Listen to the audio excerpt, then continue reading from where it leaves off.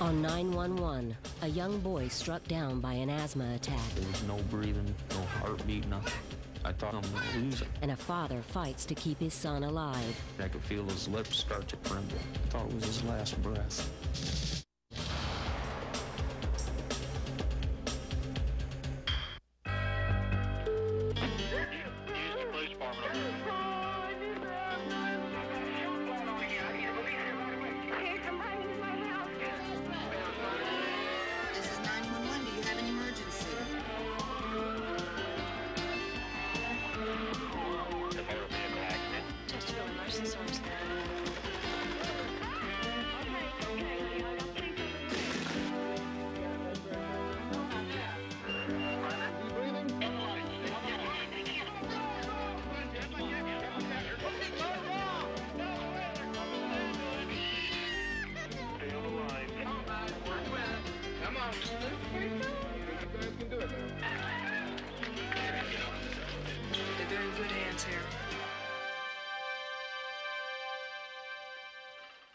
We begin on the evening of March 1st, 1990 in Omaha, Nebraska, as Colleen and Mike Campos and their 12-year-old son Clint were getting ready for bed. It was about 3 years ago when he started having trouble. Right in the middle of a sentence, you could see him, his look on his face would change. He'd go, "I can't breathe." And that's when it all started. It's not always in the night, but his worst times are always at night because everything is slowed down and shut down. When the season was bad and the air was real dry, it was just about every night you could expect that he'd have the asthma attack. It always started with a cough. We'd both wake up, but whoever would wake up first would holler, "Clint, get up and get on your machine." Get on the machine! He'd have to get up and get his machine, which relaxes the airways and makes it easier for him to breathe. It had gotten so bad the last few months that we knew he had to be up quick when he went into his attacks. It was just going downhill is what it was doing.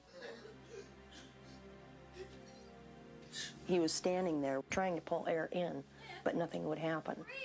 That's when I went running into the bedroom to try to find the shots. He keeps epinephrine shots for an emergency. When I came around the corner, he was getting ready to collapse. I put my head on his chest to hear his heart or to see if I could hear him breathing because he wasn't breathing. She couldn't find his shots. He was already turning blue. There was no breathing, no heartbeat, nothing. I thought I'm going to lose him. The call came in to dispatcher Danette D'Amato at 11 p.m. Emergency service. I need a rescue squad. My son having an asthma attack. He's turning blue. How old is he? He's 12 years old. 12.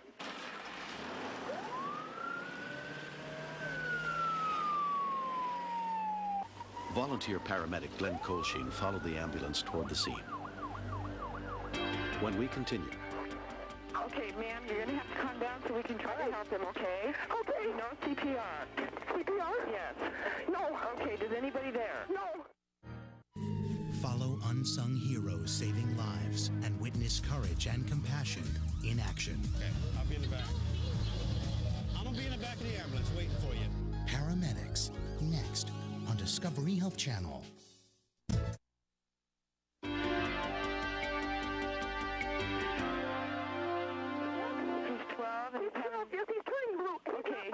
He's not breathing at all? Do you know CPR? He went totally out.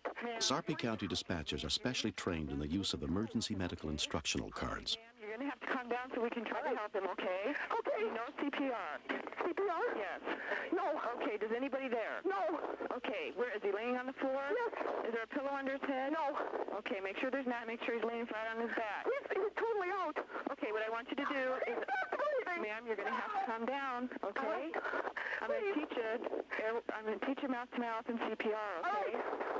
Okay. Mouth-to-mouth. Help is on the way. I was starting to lose her. She was starting to get hysterical. And at that point, I think she knew that she had to calm down in order to help her boy. Put your ear right next to his nose and make sure. Nose? Yeah, make sure for sure that he is not breathing. We had already spent a good minute or so. We had to start breathing for him. Ma'am? Yes? Are you instructing somebody else to do this? Yes, my husband. Okay, this is what I'm gonna tell you what to do. Okay, he's flat on his back. Yes. Doesn't have a pillow. No pillow. Okay, I want him to put his left hand under his head. His left hand under his head? Check and see if he's breathing. He's not. He's not. There's nothing. Okay, I'm gonna tell you what to do. Okay. Tilt the head back. Tilt the head back. Lift up his airway.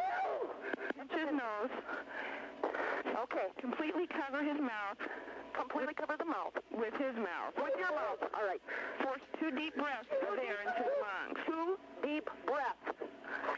Okay. Okay, just like you're blowing up a balloon. Right, like blowing a balloon. His chest to rise. Get his chest to rise. All right. Is he breathing? He started breathing. Let go of his nose. He's foaming. He's foaming. He's foaming. Okay. Turn him on his side a little bit. Turn him on his side. So he doesn't choke. Okay. Is he breathing? Yeah, he's moaning. Okay, good. He's not breathing good, but he's moaning. Okay. Is he breathing? He is not breathing. When he get up, he's got one coming. You've got to keep your head. All right. He's not breathing again? Breathing at all. Okay, put him back on his back again. Back on his back and start again. You've got to keep oxygen in him, Mike. You have got to... Mike was totally horrified. Just this terrible desperation. As time ticked on, just went from bad to worse. Is he throwing up? He's supposed to breathe when he sees fire. Ma'am, tell me what's going on. Ma'am, he's chewing. What's he doing? He's throwing up. There's something coming out. Okay. Turn him on his side so he doesn't choke on it. Okay. If he can sweep it out of his mouth. Sweep it out of his mouth and get air in. Is he moaning now? I don't know. What is it, Mike? What's coming out of him? Something red. I don't know. Okay. Is he breathing? There's a funny noise coming out of him. Come in, Mike. She's helping us. Please. I gave him probably 2 or 3 more deep breaths, and then I could feel his lips start to tremble. I thought it was his last breath. Clint started to make this little noise. It sounded like it was coming from the center of him, but it sounded like it was 100 miles away. And that was personal. That was Clint. And then he started to take little breaths like that. And that was our first sign that he is still here. Ma'am, he's breathing. Well, just keep him like that. I'm going to stay on the phone with you. He's on his side. Should we keep him that way or should we keep blowing? No. If he's breathing, I don't want you to do any more mouth to mouth. Okay. Just in case something else should develop, it's still important to stay calm. I want you to tell me if there's any kind of change at all. All right. Turn on the porch light, Mike. Oh, God. Oh, dear God. Deputy Sheriff Bill Chizek was the first rescuer on the scene. Okay, they're here. They're there? They're here. Okay, I'll let you go. Okay. Thank you. Bye. I hung up the phone, took a deep breath, stood up, and I said, oh my God. We just revived a 12-year-old boy who had stopped breathing. 124/90. When paramedics arrived, Clint's breathing was still labored, but his vital signs were improving, and he had begun to regain consciousness. I went over and stood with Mr. and Mrs. Campus. I said, both of you did a fantastic job. And Mrs. Campus said, well, it wasn't us. The emergency dispatcher, she was the one. She was great. She saved his life. Clint was taken to the hospital where he was treated for a mild case of pneumonia and a collapsed lung resulting from the asthma attack.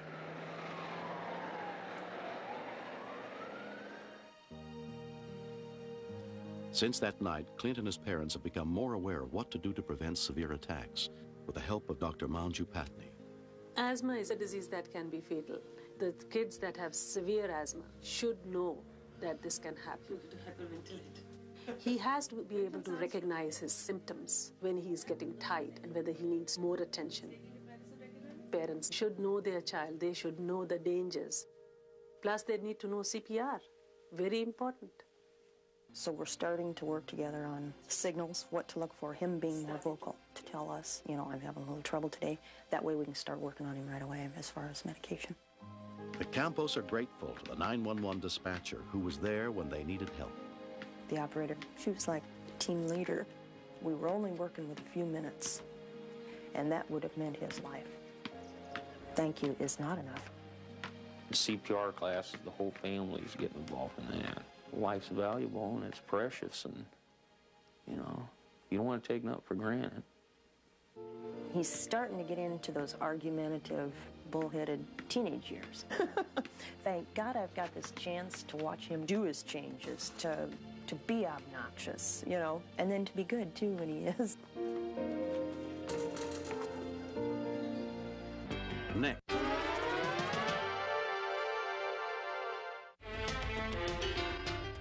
Next, step inside the command center where the calls for help are answered and meet the real-life heroes who save lives. Stay tuned for another episode of Rescue 911. Next on Discovery Health Channel. Real life, medicine, miracles.